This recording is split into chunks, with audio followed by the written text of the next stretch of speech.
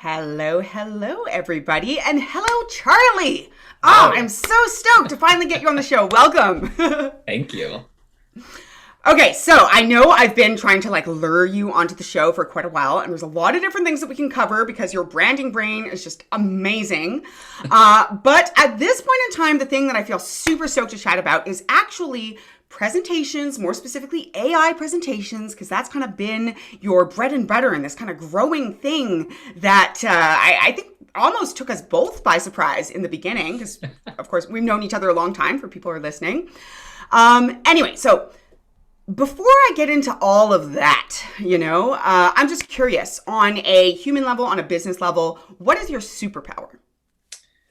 Ooh, that's a really good one. Smacking with a good one right out the gate. Yeah. I think perhaps one of my superpowers is being able to translate, not necessarily between languages, but how people communicate, in terms of like Mm. from what people are thinking to what they express verbally to what they want visually. Um, I joke that I'm kind of like a design therapist in a sense, because my friends will also call me up and be like, I can't communicate with this designer, help. And I'm like, well, did you have expectations in the beginning, et cetera, et cetera? And they're like, oh, no, I didn't. There you go. Ah, that it's really interesting that you bring that up, this concept of kind of like intra translation. So it's not like between two languages, but between like the relationship between different contexts of communication. Because I think that this is really important. And it's also something that you have helped me with, I have to say, just through our regular conversations and stuff, when we've been working with kind of different branding pros or working on different elements and understanding that kind of click piece that makes it translate and be easily communicable from them to us, from us to them, all that stuff. So super cool. But now that I've explained why I need what you do, why does the world need what you do? Um, I think the world primarily needs what I do because I look at things that people are actually, this is, if you want to get really woo about this is in my human design, where like my one of my purposes in life is to like see how people are struggling with something. And it's almost like if you imagine everybody is like banging their head on a door and they're trying to open it and nobody can figure out how to open the door handle, and I look down and I see a door handle and I can turn it and be like, oh wait guys, like stop banging your head on the doors, like you just turn the handle, this is how you get in. So I think the presentations have a lot to do with that. Mm. Just something that everybody's been banging their head on the door about for so long. And I'm like, oh, wait, no, there's a door handle down here. Can I Use it. just say I love that image of just like people just like, "Arr, arr," but not like they're like just that idea that it only takes one person to kind of look down and point to that handle and be like, oh hey, this thing that was essentially like pointless pain or pain that was not taking you anywhere all of a sudden is literally a doorway to new opportunities and something that you Yes. can move through in a fairly simple way. So that's an excellent analogy. Thank you. All right. Ah, that was succinct considering it was on the spot. Almost like you've heard these questions before. Oh. Anyway, so I know that you have a pretty classic design background as things go. And when we first met a few years ago, you were really leveraging that branding and design power for underdog businesses, including us at Anansi, others in kind of the LGBTQ community. But things have kind of shifted in terms of where you put your energy to this really focused, door opening piece. And it's an area and a niche that honestly doesn't get a lot of attention in our industry, or if it does, it's kind of like swept under the rug or used to talk about other things, which is the presentation. Like presentations are so versatile and so important, and yet there's something we kind of take for granted a bit. So can you speak a little bit to why presentations have grown so much in what you do, where leaders struggle with them, what's the power for you in opening that door, so to speak? Yeah. Oh my gosh. So this is I will be the first one to say this is the most bizarre niche I've ever encountered, like ever. Like there's just nothing more bizarre than like, if you had told Charlie while he was in college that like you'd be designing presentations in PowerPoint and Keynote, he'd be like, well, what's this fancy arts and crafts degree for then? But all worth it. it's been really interesting because I think that when you're exposed to certain examples over time, like if we think about like PowerPoint, for example, there are specific PowerPoint templates that you could start with, but they're all very dated. They all, like, no offense, are really ugly, and they don't really have any like logic as to like why this template is better for this or why this template is better for that. Yep. It's So been purely aesthetic in my experience. totally. And like technical issues aside, like PowerPoint does have many bugs that are infuriating, but we get conditioned to look at these templates and we think like, well, this is just as good as it's going to get. And we, therapist Charlie coming out of saying like, when you are exposed to like certain scenarios in your life repeatedly, you really it's really easy to get in the mindset of like, oh, this is as good as it's going to get. Then I might as well just like settle and figure it out. So I got into this niche because I grew up and went to college in Iowa. And when I graduated, I was like, I'm out. I'm going to New York City, go big or go home, and moved there with no job and no place to live. So a little bit of a risk, but it ended up working out really well because I ended up getting a job as a design consultant with Ogilvy and Mather, which they are like one of the biggest, oldest ad agencies, still one of like the ad Mad Men era agencies. And it's kind of still like that a little bit sometimes. Whole other set of questions has just emerged that we will save for another time. All right, keep going. Here's this can of worms and we will put it to the side. So I got a consulting job there. And I went in, I had kind of no idea what I was going to be doing. They're just like, it's Ogilvy. And I'm like, okay, well, I had no intention of working with ad agencies, just didn't really, spark anything of interest to me. Spark joy, so to speak. Yeah, it did not spark joy. And I get in there and they had already decided that they were going to hire me just off of how I designed my resume, which was kind of interesting. But I was chatting with them and it sounded interesting. And I ended up being on their new business team. So for all of North America. So it was like 5 people or so. It was a well-oiled machine, but they were the ones responsible for driving all of the revenue for all of the Ogilvy's in all of North America. Wow. So I'm like, wow. No pressure, easy peasy. Yeah. So while I was there, it was that's when I kind of, that agency and a couple other agencies that I was working at, because I ended up getting like stolen from other agencies, which I was a contractor, like I wasn't tied to one agency, but they would like sneakily send an email and be like, hey, you want to come work for us? And I'm like, yeah, let's do it. But one of the things I started to notice was the questions that I was asking at the very beginning of each project started to influence how the proposal was, the result of it. Was it winning? Was it losing?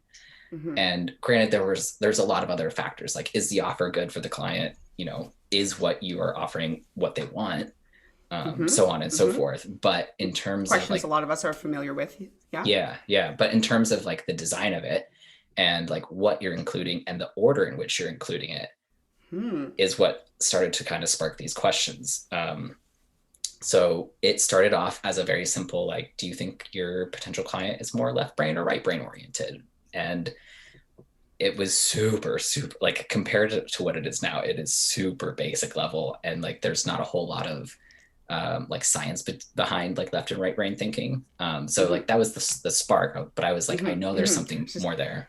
Let me just see if I'm understanding this correctly, is that even in kind of like your earliest design days working for these larger companies, you started to identify that these questions that you're asking at the beginning basically reinforce for you that different people think differently, and how you choose to present and organize the information aesthetically essentially can appeal or can work or not work with different people depending on how their brain works. And now you said, left brain, right brain, that was an early understanding of it. I know we'll get into a little bit more of kind of how that's evolved, but I'm hearing that the kind of critical thing here is that different people think differently and therefore absorb information differently. And therefore by designing in ways that respect that or leverage that, you can give yourself a leg up beyond just the basic fit questions, right? Like, is this a valuable problem, valuable solution, et cetera, et cetera? Is that? Yeah, Yeah, like okay. 500%. Nailed it. Yeah. So Okay. it started as that. And Mm-hmm. as time went on, I was like, okay, there's got to be more here. Like, I'm not crazy. Like, I know there's something about this. And it was actually, that was about kind of the early days of Instagram and the early days of, Mm. not really the early days of Facebook. Facebook's old now, Facebook's, yeah. but in terms of like how the algorithm was evolving and shaping, it's gotten immensely more powerful now. And Yeah, yeah. and the funny thing about it is, like, when I say, oh, we design proposals using AI, people get so Mm-hmm. afraid of it. And they're like, oh no, like, no, that's too complicated. Or like, no, I'm scared of it. Like, it's unnecessary. Mm-hmm. But it's like, you're on AI machines all day, All the time. Right, all the right. time at your Right. leisure. Yeah, and So this is what we were talking about before the recording came on, how the term AI is still like, we still kind of think of, like, I don't know, somewhere between like Terminator and those dancing robots from Boston Dynamics. But the reality is that the algorithms, this is what you were telling me earlier, is that the algorithms that are on the social media networks that we use all the time are essentially AI. When you search something into Google, right? Like what I put into Google these days, if I search the exact same term in Google, I'm going to get something different from what you get in it. And I'm hearing that it's the same core system. This idea of like an algorithm or an AI is, if I understand correctly, like a machine doing some of the contextual work for you to help the kind of manual work be more effective. Is that? yes. So Or the experience be more effective? Maybe that's a better word. yes, exactly.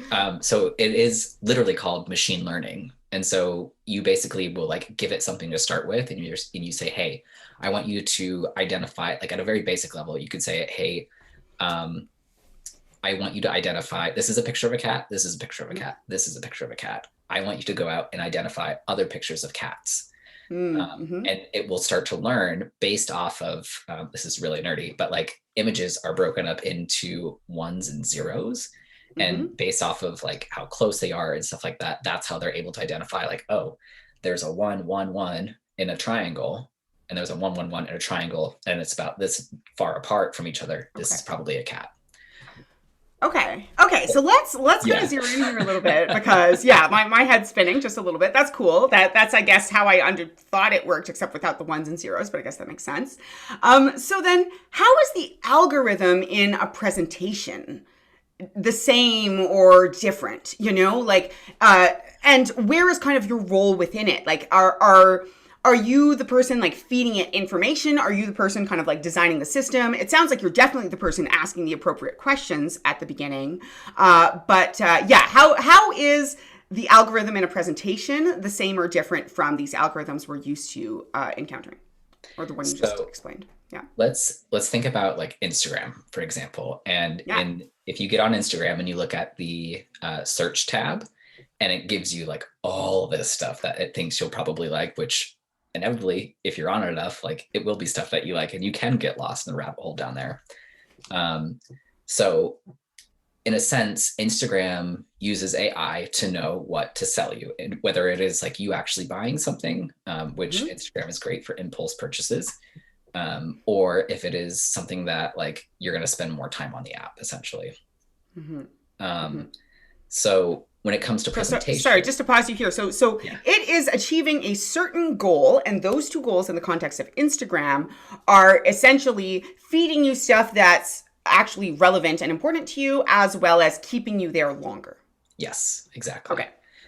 So when it comes to presentations, it's not necessarily that we want to keep somebody on the presentation longer. We just want to focus their attention, and we want to give them the exact type of information presented in a way that they need to make a decision that they feel good about. So, Yeah, that um, makes sense. so this is where we get into the AI, and this is essentially Okay. like a full long system that like we have built out. So we use AI in the sense that we use it to figure out people's disc personality types. And what Okay. I've Yeah. found is, there's DISC. So in these different quadrants of this wheel per se, Mm-hmm. most people who are the decision makers of a business are within the dominance quadrant of this wheel. And that means that it's usually like C-suite level people. Like there are some like commonalities between all of these like areas of what job titles people usually have. So we'll use this one for example. So if somebody is the CEO and they have a personality type within the dominance quadrant, we know that those people, aside from just being a CEO and like not having enough time in the world to do anything, but like, Yeah. also, I don't know if I can swear, but Yes, you can swear. okay, Swear away. they don't have time for bullshit. Like they just like straight up I mean, like I sometimes like I put a request out for proposals before and I got one back and it was like 47 pages. I never read the whole thing. And to be honest with Yeah. you, I will never read the whole thing. Yeah. Yeah. I feel you. But if I get a proposal and it's only a few pages and it's like succinct to the point, exactly what I asked for, and here's the timeline, here's how much it's going to cost, hell yeah, that's going to give me enough information to be like, okay, I can make a decision off of this, yes or no.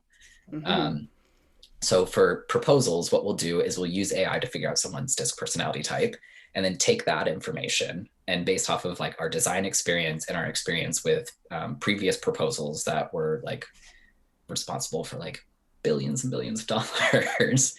Dang. Based off of just like what we've seen of like, oh, okay, yeah, this is usually how people understand this concept. And this is how people usually understand that this is a, divider slide and this is a agenda slide so that they know like what's coming up.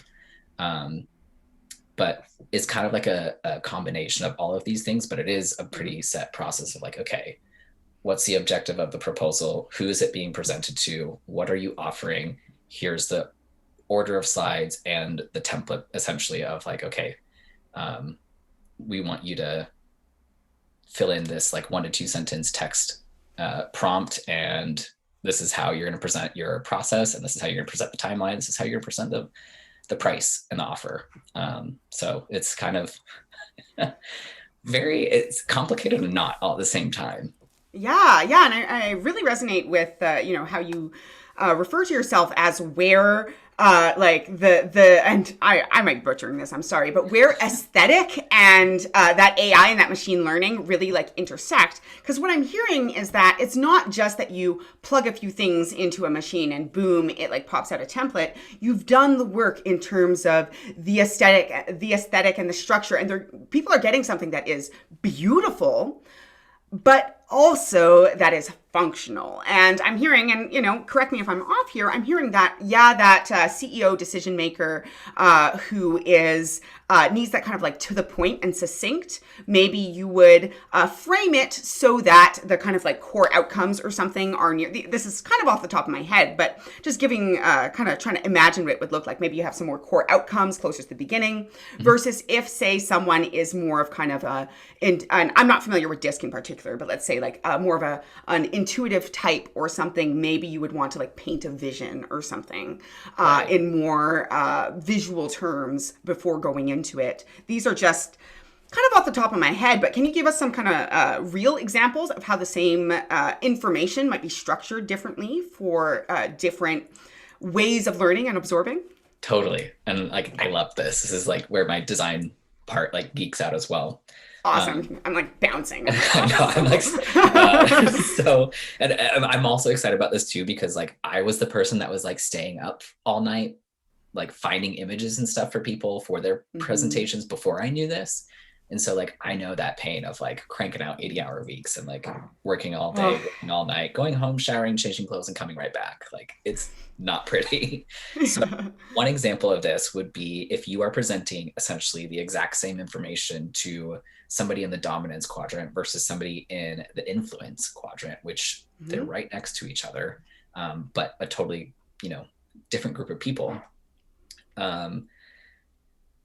One thing that is like probably the most standout, but also the most simple is people who are in the dominance quadrant need literal imagery versus people who are in the influence quadrant need conceptual imagery. So it's more of like the people who are of the C-suite type, like you're actually going to do a lot better if you're Googling for like literal, exactly what you're looking for in an image. So if you're looking for, let's say like systems, for Mm-hmm. example, of how you're going to explain like your system, and you want an image that pairs up with this, then you might literally search for um, systems, and you might find like gears or like an engine or something like that. And like that's a very literal thing that they don't have to think about, like, well, what does this abstract image mean? Hmm. Whereas like somebody who can have a more conceptual image, they can get the same information, but it has to be presented to them in more of like a storytelling format. So Hmm. you could get Okay. more abstract with the imagery, or you could get more just like kind of like, if it's actually like Anansi is like a great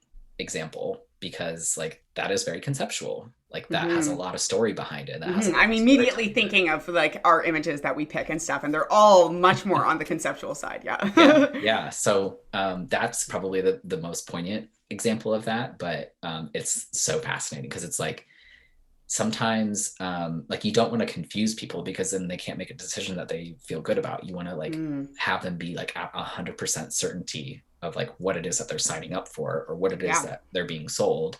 Yeah. And Yeah. if you confuse them by simply choosing the wrong images, then you know you could potentially like blow your chances when like you totally didn't have to. Hmm. This makes a lot of sense to me and really resonates with something I was actually talking about in another interview recently, which is that increasingly as the world becomes more crowded with offers, right? Like we at first it was just the what. You just had to, build it, they will come, so to speak. Like you have the thing that offers the service, and that's all you needed. And it was kind of new services popping up in new kind of areas. Then it was the who, the kind of like the niche, the industry, the vertical, and who is it that you're specifically serving, and who are you specifically solving this problem or providing this service for.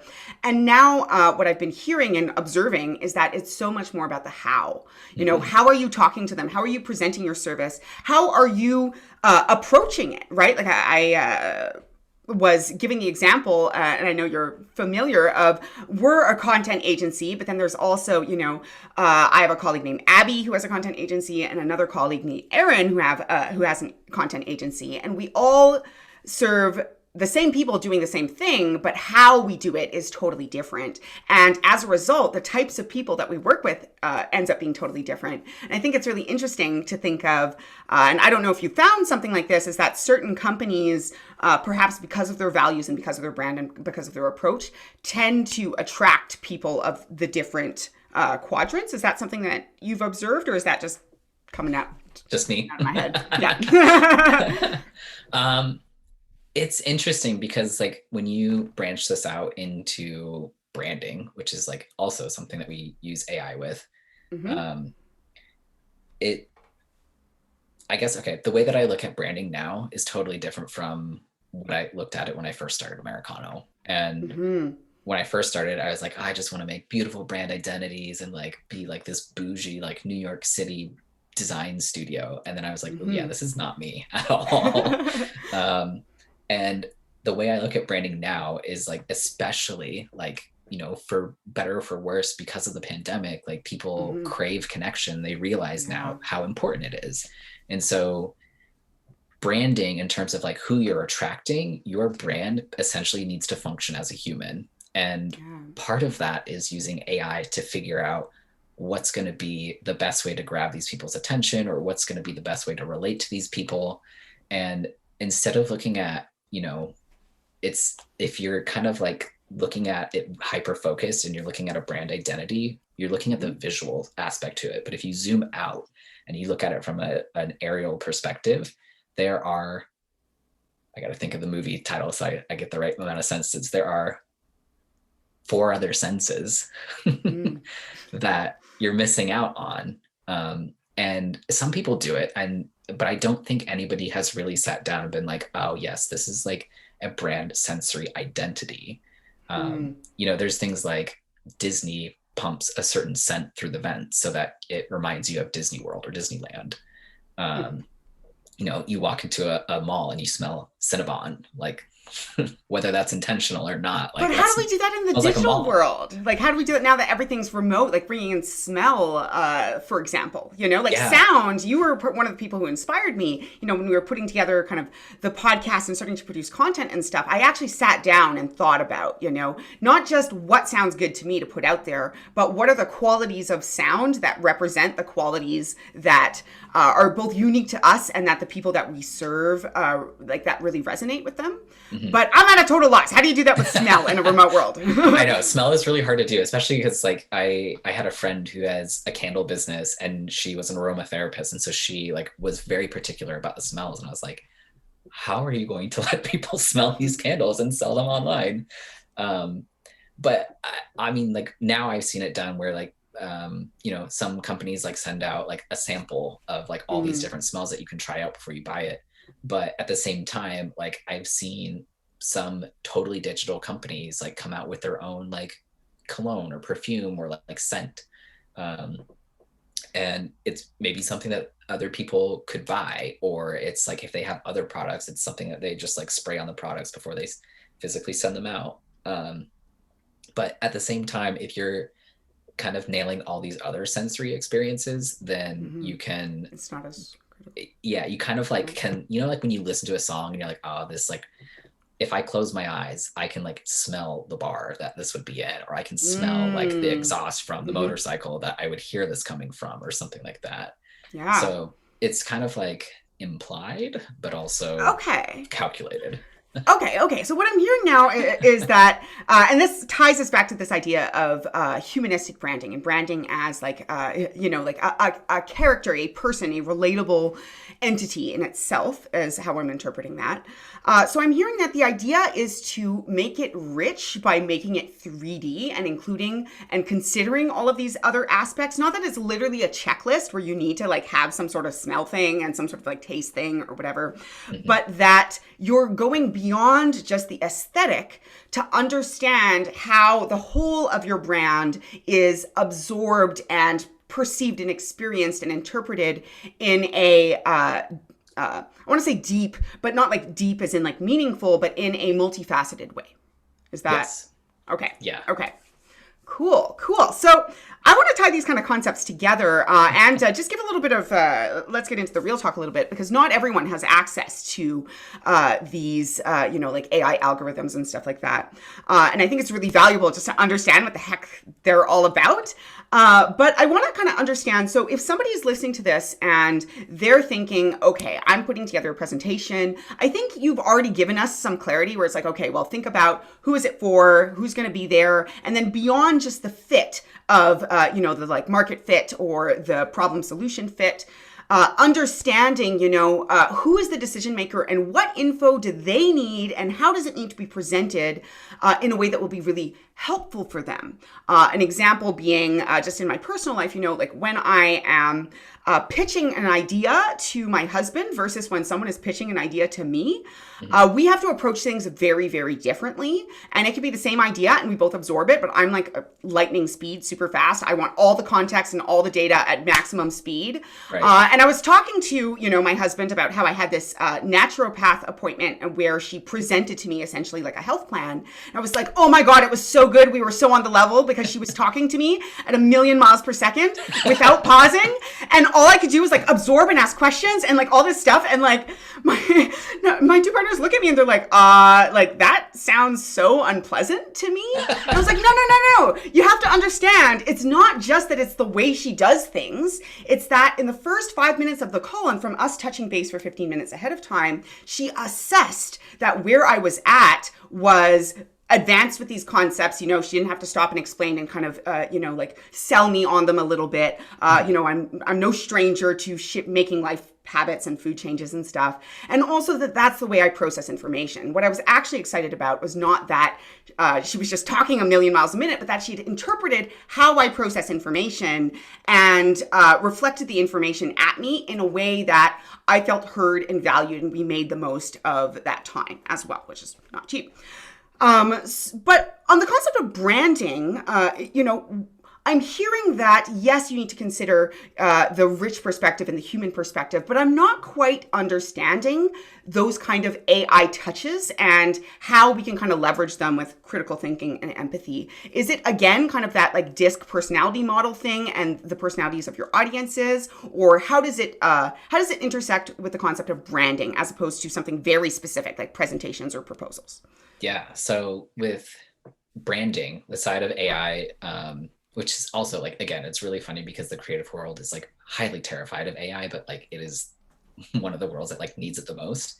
But it's AI is more of like an assistant than it is like something that's going to replace, because like you can't really teach an AI model to like have a creative eye. Like you can teach it to paint, and you can teach it to like create images and stuff like that, but it's not really something that you can replace. So when it comes to the AI in terms of like how does that help and how does that kind of play a role in it? How does it inform? Yeah.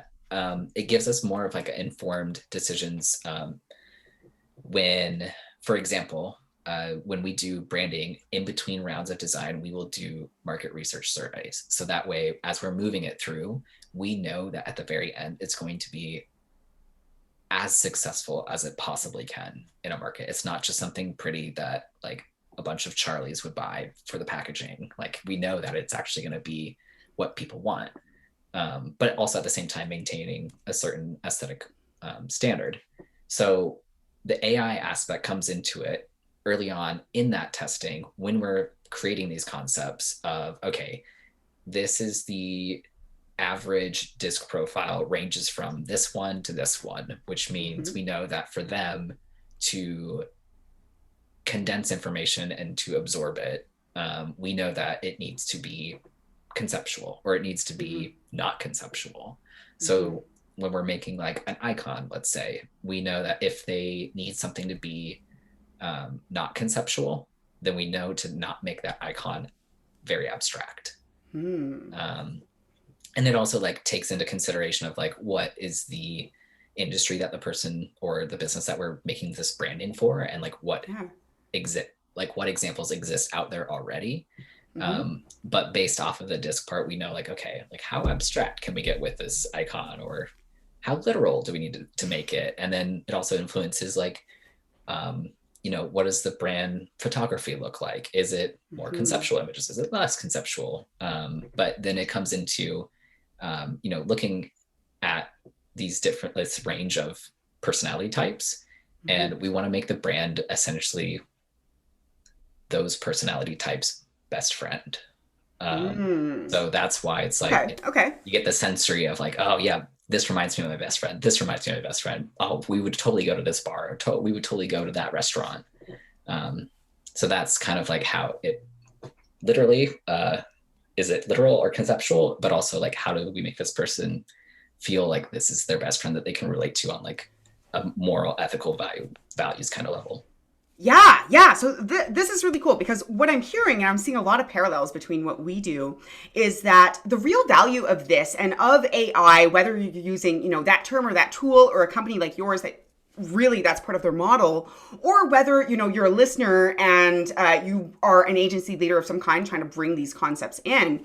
What I'm hearing is that it's about identifying patterns and parsing the data and finding connections between the different pieces of the data. And again, this isn't new. This is something that maybe a machine learning can take to the next level by aggregating and parsing a lot more data.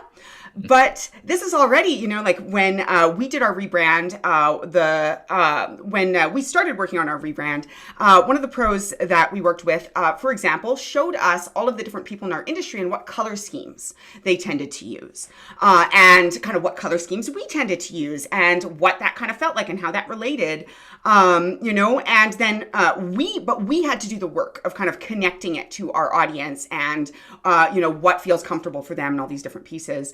So what I'm hearing is that it's not that the AI component or the data component replaces the creativity. Quite the opposite. It sounds a lot like the Anansi process in that, you know, like any Joe could maybe come in and work the steps of the process, but really the process creates the constraints that allow the creative and strategic brains that we have to do their best work, because it allows them to focus on that strategy and creativity and creating and making everything fit with the data rather than collecting the data and I mean, there's always going to be some level of interpretation of the data, but like making those connections manually. What I'm hearing is that by informing the creative process, it actually helps your creative brains and your strategic brains leverage their skills to the max, because they're able to focus on what they do best with all of the relevant context,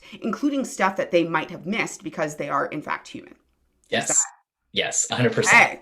Okay. Yeah, because when I'm thinking about when we put together our copy reference guides and stuff, a lot of the way we've put together our guide is not necessarily for kind of like different audiences every time, but rather we've shifted. We found that like the value of the copy reference guide we put together is not just the information itself, but how it's structured, which is in a way that is commonly like very easy to apply and use and all this different stuff. I'm kind of hearing something similar here, except that you're doing it much more customized, moment to moment or kind of project to project. Yeah, except for Yeah. I'm so excited about this because we've been doing custom design ever since we started in 2014, and so now this is finally and like like I'm sure you hear this all the time. I'm sure other agency owners hear this all the time, but everybody always like tries to pound it into your head. You need to productize your service. Like, how can you like scale a service, et cetera, et cetera. And like, to be totally transparent, like years and years ago, this was a very early version of this, and I can go back and look at it because I'm like, oh yeah, this was not super calculated, but my mind was in the right spot, but it just wasn't pushed further enough. And years ago, I had made like a series of like 5 or 6 templates that were just like beautifully designed, but they kind of started to take into consideration like the left and right brain thinking. So like there was a template for people who were in finance, which were most likely, one side of the brain thinking. And then there were templates for people who were more creative, and for agencies, which were like another side of the brain of thinking. And I was like, yeah, I'm going to put these templates online and I'm going to sell them for like $5,000, and it's just all going to be good. And the clients are just going to come in. They're just going to find it because like, it's just so much more beautiful than any other template that's out there. And I was like, yeah, that did not work at all. I've been there. Yeah. Build it, they will come. Sadly, no. So between then and now, we actually have been able to productize a template using this AI and like baking it in there, so that part of the reason why I was able to do this was because in my branding practice, this is like so design taboo, but I have a client that always asks for everything in like PowerPoint so that he can edit it. So like if I make him an event invite, or like sometimes I'll even make his business cards in PowerPoint just so that he can like update it himself when he gets a new employee, which is like I can feel my design degree like going up in flames right now.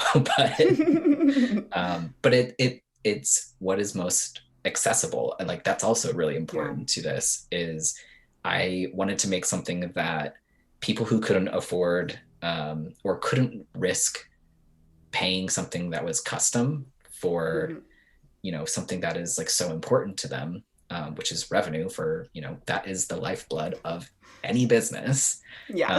And proposals are the way to get that pumping into the business. And so I was like, okay, I have a lot of big brand experience, but like, to be honest with you, I don't really give a shit about like using that information to help them, because they're fine. They got it. It's more of like the underdogs, like myself and you and everyone else, that I'm like, use this. Like, this is what is going to help you.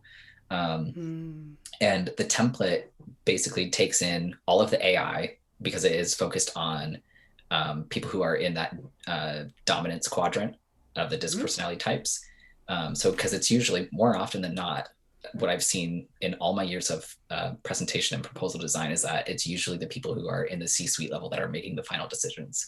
And fun fact, people who are in that quadrant really really, really like to make decisions on behalf of other people. So um, I That's so knew funny. I I wonder. I feel like I'm gonna go find a disc test after this because I'm curious. I'll I'm curious. Yeah. I'll give you the link that we use, but it's yeah. Sometimes like you'll run it on people and you're like, oh my God, that makes so much sense.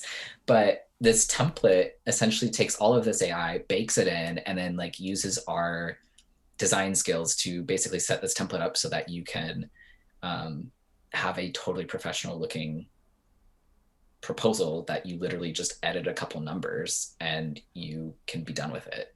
Oh, that sounds nice. I know.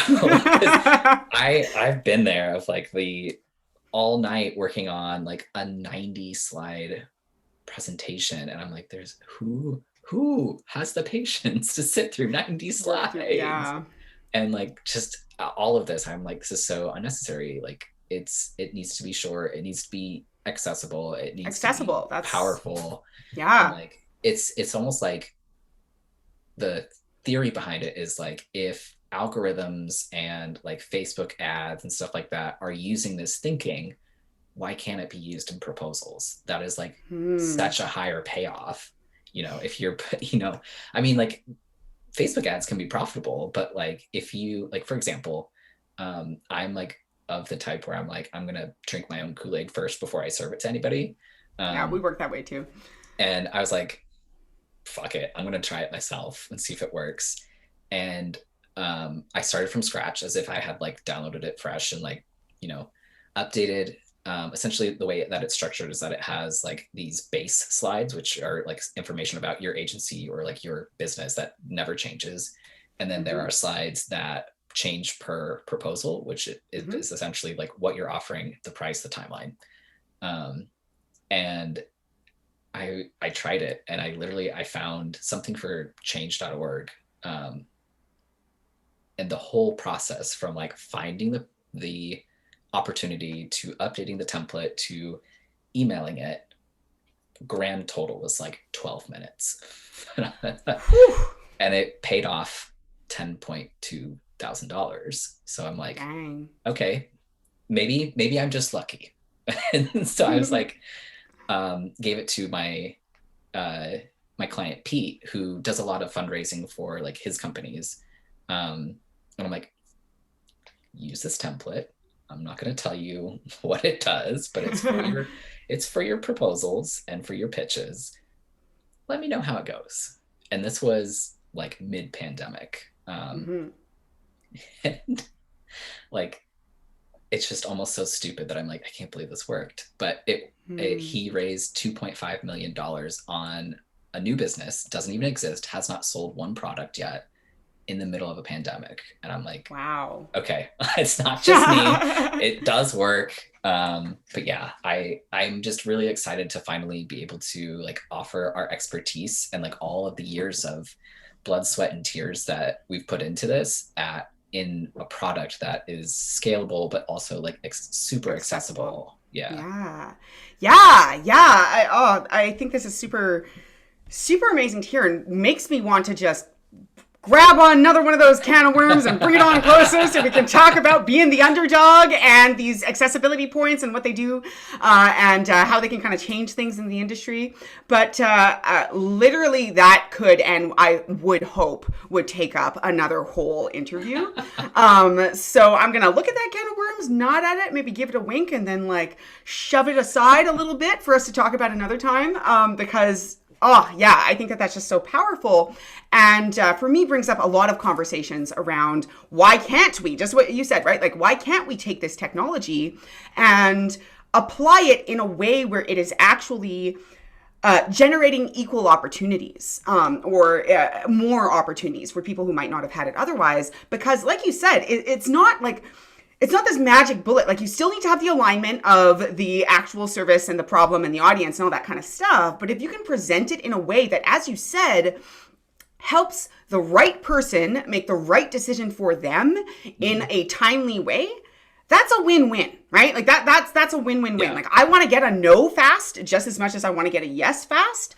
But if this can help me understand that that yes that I'm getting, I can get that faster, plan faster, implement faster, then I can start to pivot and fail fast. And there's just so much power there. Yeah. Anyway, I'm starting to go down the rabbit hole anyway, so I'm not gonna. Well, one last thing that I will add into this is like it's not Okay. just us. Like I've actually had many conversations with people, and like the general consensus is that the RFP process, request for proposal, Mm-hmm. process is not made for anyone but the big agencies. Yeah. Because if you think back to what I was telling you about Ogilvy, it was a 5-person team, and their entire job was just bringing in new business. And if you're a 1-person team or like only have a handful of people, it's actually incredibly risky to be spending more than an hour, 2 hours of unpaid work on something you don't know you're going to get 100% for sure Yeah. business from. And Yeah. so I mean, there's a whole, again, another can of worms where it's like the agency world is like so like not built in a way that serves anybody but like the people who are at the top. But Agreed. Yeah. um, it's soothing to know like through other people that they've looked at this and been like, oh yeah, this doesn't make any sense for anybody who is like under a 500-person agency. Um, it's just it's so bananas. I don't like, but it's been interesting to see how the pitching process has changed in these big agencies over the years. Like when I was at Ogilvy, it was literally old school Mad Men pitching, where it was a entire like pitch theater was like a part of every single presentation, where like we would do the most exorbitant things because they were giving Ogilvy like millions of dollars to pitch for that new business. And like Wow. these companies Mm-hmm. will give, you know, a couple million to this agency, a couple million to that agency, a couple million to that agency. And And kind of see what floats. yep. And then it would just kind of like work its way down like a bracket of like this agency versus this agency. And like whoever could woo the other one the most would win, which I'm like, again, this makes no sense. And like anything under this cannot compete. Um, Mm. and then eventually like younger people started coming into agencies and they're like, yeah, this doesn't really Let's make shift any things. sense. Yeah. Yeah. Like we're Yeah. spending a lot of time and resources on people to like make an entire Broadway production when we're not even sure that we're going to get it. Like we could probably put money in other places. Yeah. So Yeah. now it's more of like, even for the bigger agencies, it's still, there is still some like flair to it, but it is very much sort of like, here's a proposal, here's what we could do. We're not coming up with like unique concepts and like creative work to pitch you on, Mm. but you can look at our past work and this is what it would cost See to the do type that. of creative work. Yeah. Yeah. Okay. That makes more So sense. it Uh, was like this with mhm. like the agencies at the top and the little guys at the bottom. It's starting to come closer to this where they're kind of Mm. meeting in the middle. Yeah. Yeah. And I think that the key catalyst, the key critical thing that's needed, the key element that I'm hearing is accessibility, right? Mm. Accessibility to resources of various kinds, which previously were super exclusive. But I do want to shift our focus. Actually, it's kind of a relevant moment, I think, to kind of shift our focus from these big agencies to the humans, and specifically to individual humans, specifically to you. And I'm curious, what is it that gets you up in the morning, especially on days where you don't want to get up, and is not coffee? Um, I am like, so, I mean, I've always been an entrepreneur ever since I was little. Like, I wrote my first contract when I was like I 7 feel or you. something. Like, I it's feel really yeah. I was funny. like, yeah.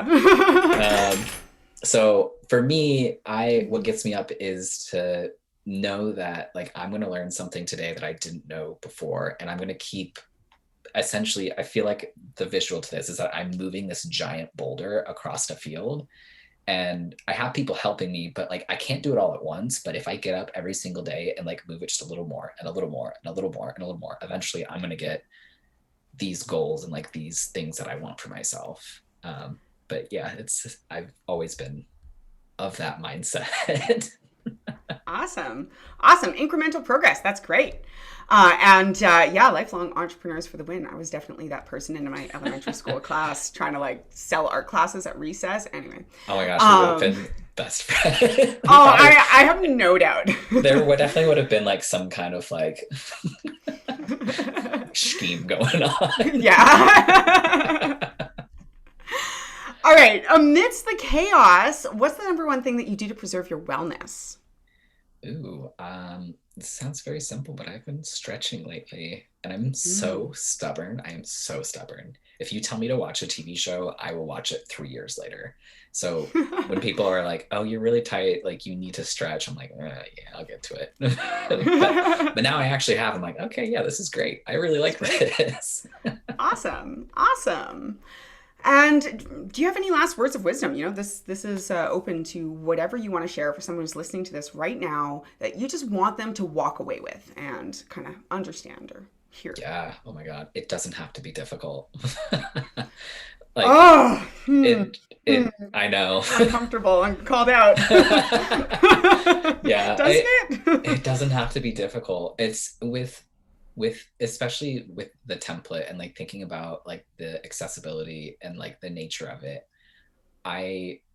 It's something that like I don't think I naturally am good at sales, but it's something that I just want to sit people down and be like, stop knocking your head on this door. Like the doorknob is right there. Like just use it. It's really easy. It works. Doesn't like have to be difficult. Doesn't have to be difficult. Yeah, and what I'm hearing is kind of underlying that, which again leads me into that same kind of worms that's just staring at me from over at the side, is perhaps that we've convinced ourselves on some level that it has to be difficult, you know, and that's kind of the issue that I'm hearing, is not that no one else is capable of perceiving that doorknob, but everyone is so kind of like convinced, looking at everyone else and looking at what they're doing, that they have to just bang their head against this door and hope that it will be successful, that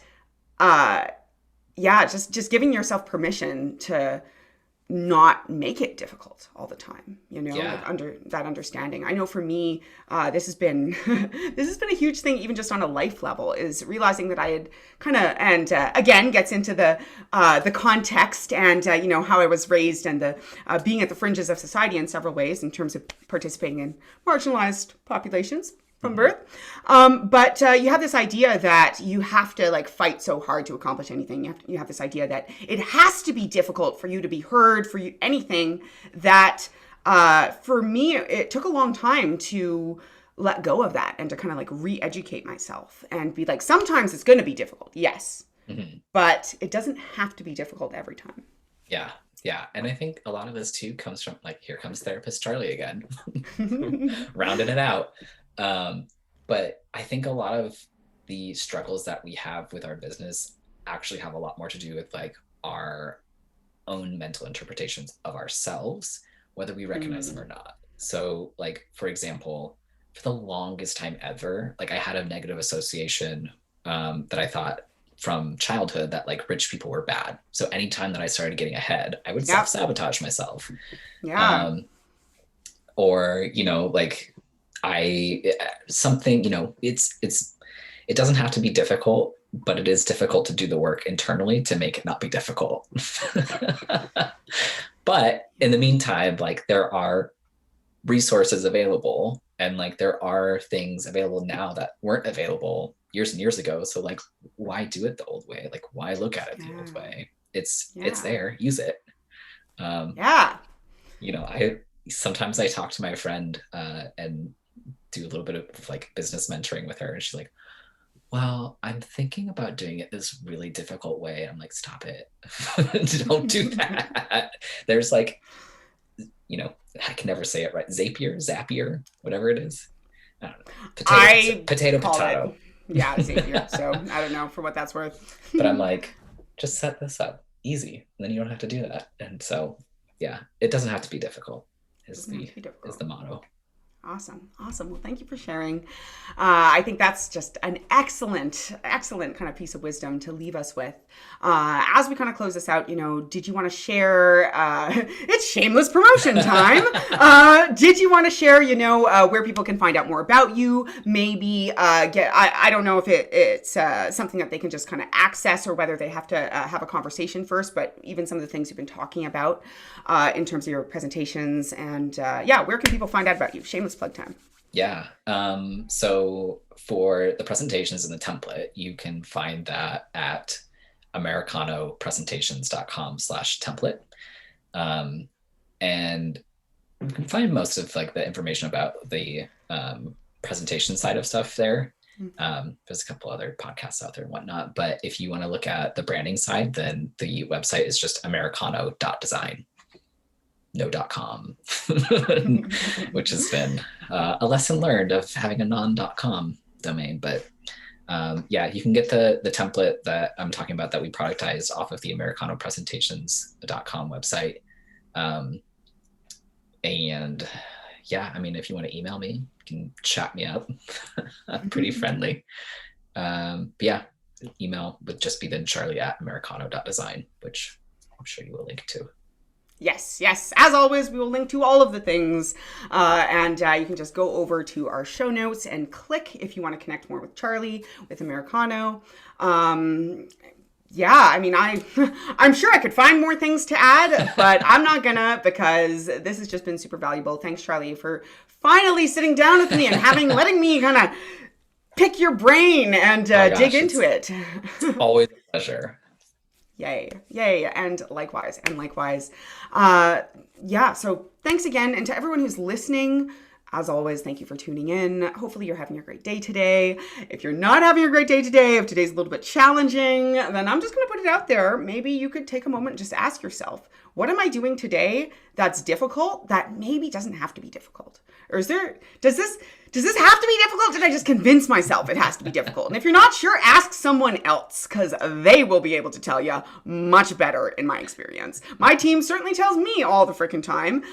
So does my family when I am making things unnecessarily difficult. So that may seem, like frustrating, but actually I consider it a blessing and I'm grateful for it, because I would rather feel silly for a moment and then have my life be easier. So, All right, guys. Thanks, and hope you have a great rest of your day.